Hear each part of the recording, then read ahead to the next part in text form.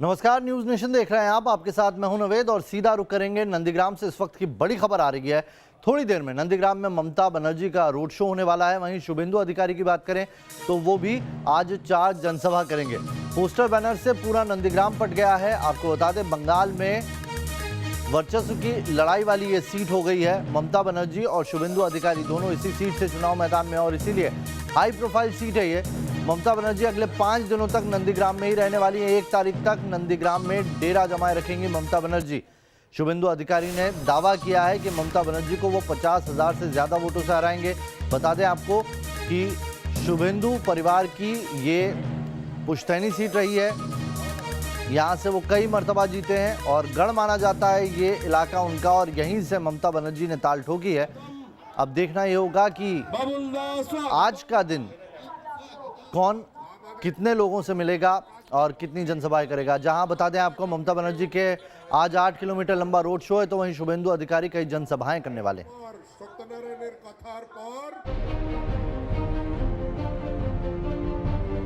Battle of Nandigram की जमीन तैयार हो गई है।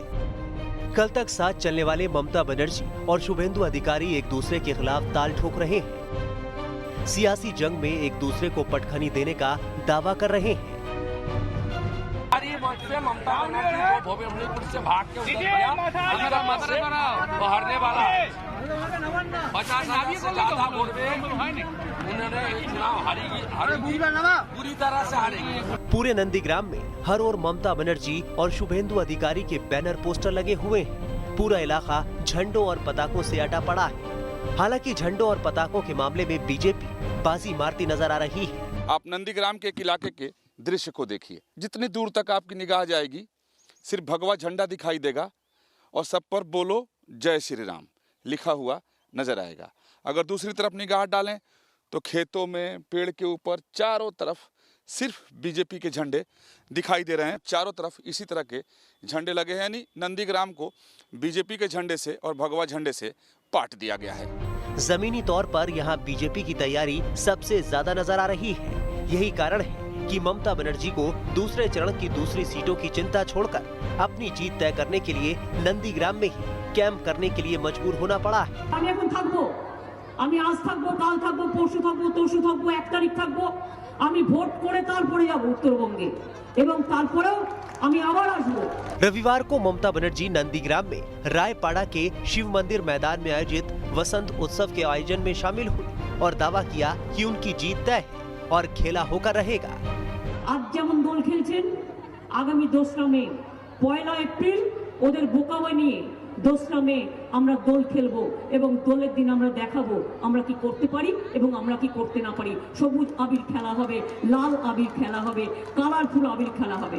कभी नंदीग्राम तृणमूल कांग्रेस का गढ़ हुआ करता था, लेकिन अब स्थिति बदल गई है। यही कारण है कि ममता बनर्जी के वसंत उत्सव कार्यक्रम में भी अपेक्षा से कम भीड़ जुटी।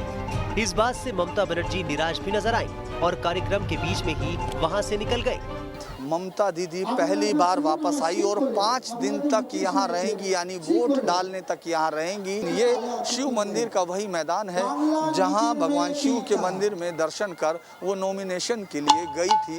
आज इस छोटे मैदान में यकीनन पूरा भरा हुआ न देखकर ममता बनर्जी को कुछ तो थोड़ा सा लग रहा होगा कि ये नंदीग्राम 2007 का नंदीग्राम नहीं है।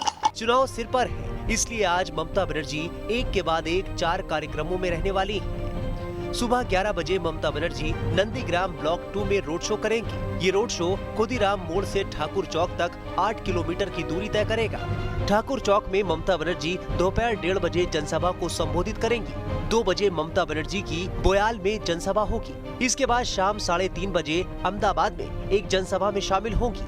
ममता बनर्जी हर हाल में अपनी जीत पक्की करने में जुटी है, तो उनका मुकाबला कर रहे बीजेपी उम्मीदवार शुभेंदु अधिकारी भी आज दिन भर एक के बाद एक नुक्कड़ सभा कर अपने पक्ष में माहौल बनाने की कोशिश करेंगे।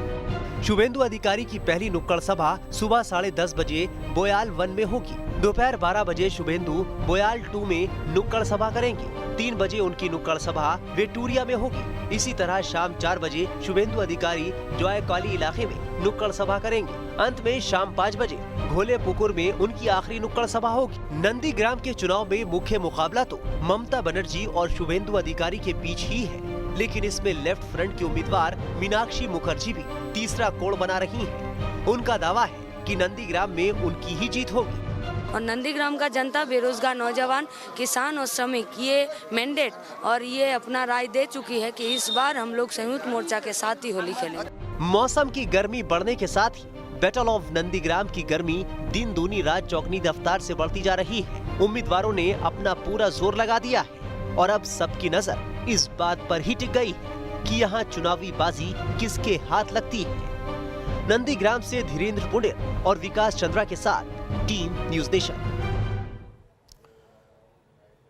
तो नंदीग्राम में बहुत कुछ दांव पर लगा है और चलिए सीधा नंदीग्राम का रुख करेंगे। मेरे दो सहयोगी मेरे साथ जुड़ गए हैं, सुभाष चंद्रा मेरे साथ जुड़े हुए हैं और साथ ही धीरेन्द्र पुंडीर भी जुड़े हुए हैं। विकास चंद्रा, बता दें आपको कि उस जगह से जुड़े हुए हैं जहां पर ये पूरा ममता बनर्जी जहां रुकी हुई है और धीरेन्द्र पुंडीर उस रोड शो के काफिले जहां से निकलने वाला है वहां से जुड़ेंगे। सबसे पहले विकास, आपके पास आ रहा हूं मैं। ममता बनर्जी अगले 5 दिनों तक यहीं डटी रहने वाली, बहुत कुछ दांव पर है यहाँ पर। अधिकारी परिवार का यहाँ पर पूरा तरीके से गढ़ कहा जाता है, लेकिन ममता के आने के बाद समीकरण कितने बदलेंगे?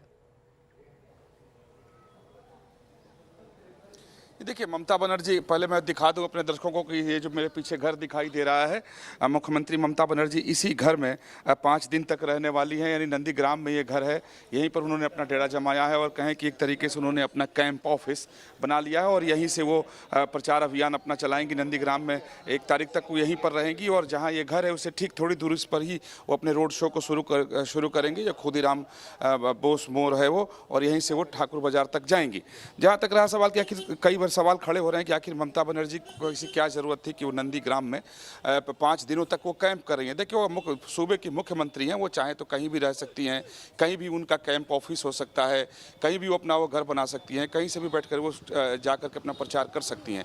लेकिन चूंकि नंदीग्राम से वो प्रत्याशी हैं और यहाँ वो मानकर चल रही हैं, जिस तरीके की उनकी रणनीति है, जिस तरह प्रचार अभियान को वो अंजाम दे रही हैं, तो इससे साफ जाहिर होता है कि उनको कहीं ना कहीं ये लग रहा है कि अगर इसमें उन्होंने चूक कर दी तो उनकी राजनीति ही दांव पर लग जाएगी, क्योंकि शुभेंदु अधिकारी का इलाका है और यहाँ उन्हें बेताज बादशाह कहा जाता है। तो कहीं भी ममता बनर्जी कोई चूक नहीं करना चाहती है, कोई गलती नहीं करना चाहती है, कहीं कोई तो मतलब छेद छोड़ना नहीं चाहती है। यही वजह है कि यहाँ पर उन्होंने साख पूरी तरीके से ममता बनर्जी की यहाँ पर है। धीरेन्द्र भी हमारे साथ जुड़े हैं। धीरेन्द्र, खोने के लिए शुभेंदु के पास कम चीजें हैं, लेकिन ममता बनर्जी के पास पूरा करियर है, राजनीति है।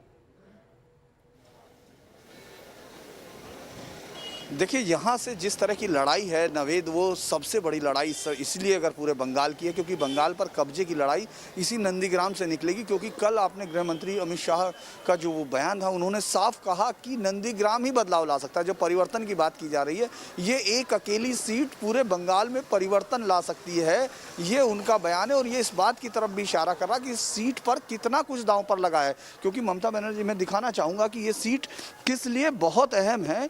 यहाँ आप देख रहे होंगे कि ये लड़ाई कितनी बड़ी लड़ाई है। ये एक पेड़ है यहाँ, जहाँ से वो ये खुदीराम बोस की वहाँ मूर्ति जो हम लोगों ने दिखाई वहाँ है। इसके बाद ये चारों तरफ खेतों के अंदर, और यहाँ से जिस मोड़ से वो शुरू करेंगी, वहाँ अगर हम ज़मीन से लेके आसमान, पेड़, सड़क, तब सब पर देखेंगे तो ये बराबर की टक्कर है। मतलब यहाँ ये नहीं लग रहा कि मुख्यमंत्री किसी ऐसे उम्मीदवार से टकरा रही हैं जो उनसे किसी भी मायने में कम पड़ रहा हो। और जब वो भूमिपुत्र की बात करती हैं, जब बहिरागत और यहाँ की बात करती हैं, तो उसमें भी वो पीछे हटती हैं, क्योंकि उनको कल याद दिलाना पड़ रहा था। आपने देखा बिरुलिया बाजार हो या फिर रायपाड़ा के वो शिव मंदिर की मूर्ति, वहाँ आप ये देखिए, ये पूरी तरह खेतों के अंदर यहीं से वो शुरू होना है। और जहाँ से वो शुरू होना है उस खेत के अंदर अगर आपको जरा देखना होगा कि वो पहला पोस्टर वहाँ से भूमिपुत्र का है, फिर यहाँ शुभेंदु अधिकारी जिसमें मोदी दिख रहे हैं, फिर इसके बाद फिर शुभेंदु अधिकारी है। ये नंदीग्राम का जो भूमिपुत्र, मतलब अगर आप उनको बांग्ला में थोड़ा पढ़ पाएंगे तो मैं नंदीग्राम नंदीग्राम भूमिपुत्र शुभेंदु अधिकारी, यानी पूरी लड़ाई इतनी बड़ी है और किसी भी चीज़ पर शुभेंदु कम होते हुए नहीं दिख रहे हैं।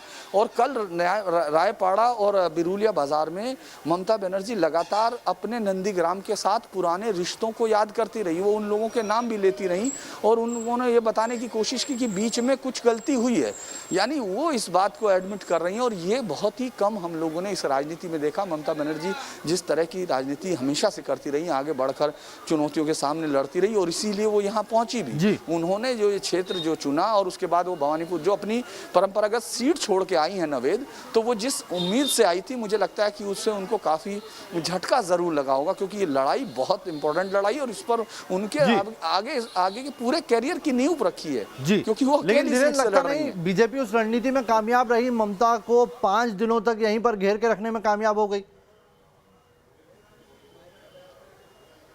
देखिए नवेद, जानते हैं ये कहा जाता है, अगर आप किसी भी स्ट्रेटजी में देखते हैं कि आप अपने दुश्मन का दिमाग पढ़ लें और उस पर करें। ममता बनर्जी को सीधा जिस तरह से सीधा चुनौती से मुकाबला करने की आदत है, चक्रव्यूह के अंदर घुसकर सातों दरवाजों को उधेड़ देने की आदत है, वो बीजेपी पढ़ चुकी थी। इसीलिए आप देखेंगे, गौर करेंगे, क्योंकि सब लोग बंगाल की एक एक घटना को याद रखे हुए हैं। याद कीजिए, बीजेपी ने शुरू में जब शुभेंदु अधिकारी आए तो चुनौती दी थी कि अगर ममता दीदी बंगाल की अपने आप को वो कहती हैं शेरनी, तो उनको सीधा इस सीट पर आके लड़ना चाहिए और अकेली सीट पर लड़ना चाहिए, ये लगातार कहा था। और ममता बनर्जी अपनी आदत के मुताबिक उस चुनौती को सीधा उन्होंने लपका और वो बिना किसी अपने रणनीतिक सलाहकारों से शायद कोई बात भी नहीं हुई और उन्होंने सीधा ऐलान कर दिया वो सिर्फ अकेली सीट से लड़ेंगी। ये बीजेपी की पहली कामयाबी थी, क्योंकि तृणमूल के पास वो अकेली स्टार प्रचारक हैं, वो अकेली जमीन से इस तरह की लीडर हैं जिनको हर तरफ लोग उनके साथ कनेक्ट करते हैं। जो पूरी उनके साथ तृणमूल की वोट है वो उन्हीं के साथ कनेक्ट करती है। ऐसे में अगर आप 5 दिन एक जगह रोक देते हैं तो आप पहली रणनीतिक जीत हासिल कर लेते हैं। ये अलग बात है कि ममता बनर्जी ने ऐसे कई चुनौतियों को। चलिए एक छोटा सा ब्रेक यहां पर लेना होगा। महाराष्ट्र में नाइट कर्फ्यू का हाल बताएंगे आगे।